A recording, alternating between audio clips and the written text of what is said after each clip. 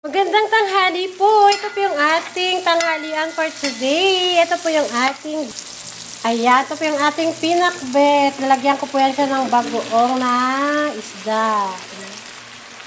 Ayan, ginisa ko lang po yan siya sa kamatis, bawang, sibuyas. Ayan, halu-haluin ko lang po muna. Tapos lagyan po natin ng ating bagoong dahil ito lang po yung ating meron dito. Tapos, syempre, lagyan natin ng ating pangpalasa. Hindi ko na po siya lalagyan ng asin kasi maalat na po yung ating bagoong. Tapos, halu-haluin ko na lang po. Tapos, takpan na lang natin hanggang maluto yung ating gulay. Ang kasama po pala nito ay inihaw na chicken.